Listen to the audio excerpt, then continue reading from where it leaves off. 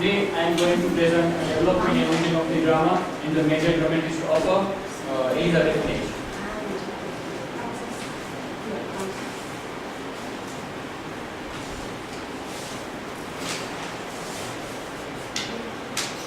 Okay, so age of Elizabethan age is also known as the age of Shakespearean age, because the most of the Elizabethan writers, among the old writers, the Shakespearean was one of the best writer among them. And if we want to know what is the origin of drama, then we have to know all the characteristics in this age, then how it comes in the influence and how it becomes more and more popular. So first, the religious tolerance. So religious tolerance, according to this, the kingdom as Elizabethan age, it was divided into two parts. The first was in the south part, and the other was the north part. So both were there. North part is the Catholic and southern part was the Protestant. They both are the way of Christianity, and they both are hungry for the blood of each other. And the defeat of Spanish Armada is one of the most religious characteristics which helps to develop a drama. And the second is the social contentment. The social contentment shows the increasing of trade, rules, taxes, employment to labor, development of literary activity. Means a social condition was very poor. That people wants to fight each other, and they lived in a dark ages. So before Elizabethan age, they lived in a dark ages. So after that Elizabeth came on the throne, the social contentment become more good. There's the increasing of trade. The trade was increasing, and we know that the Vasco da Gama and the Columbus find a new way. That time of they are wanted to increase trade, and then that kind of employment of labor, when the pure poor people given job and other kind of things. So the employment given a poor, that is also good characteristic, and development of literary activities. Then social position is become more and more good. Then the development of literary activities is become more. Then the drama and other literary forms are coming into the touch of the people. And then enthusiasm. The people of Elizabethan age was a very enthusiasm. They all go on new and new journey and found many other things. And mind search farther than eye. Means it shows that mind can think more than eye, because we can see only through the eyes, but our mind is a more thinkable. Means our mind is mind can see more ideas. And the other was the drama. So during this age, the Elizabethan age, the time of intellectual liberty and printing machine and other invention are important for this drama. And the next is the religious theme.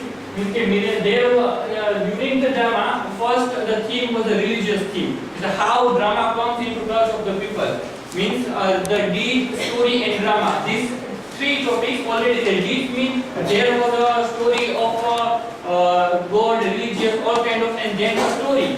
That makes a story. The theme of religious makes a story, and then a story converted into drama. And then miracle plays, mystery plays, morality plays, and intrigue plays. These all are the four dramas before Elizabethan age and after the Elizabethan age. The miracle play, a religious play. Miracle, what is the called miracle play? A miracle play is a religious play which deals with the life of saint and miracle performed by them. Origin in the Bible, the life of the saint. Means if we see the miracle play, there was only the story which is related to saint and miracles. If we see our past history, that story of the Vishwamitra and Ahalya, that kind of story played on the stage during this time. And mystery plays. Mystery plays means deals with the themes of the Bible. It represents the life of Christ on the story from the Old Testament. The Old Testament is one part of the Bible. It deals with the theme of the Bible. That the mystery plays are contained the theme and story of the Bible.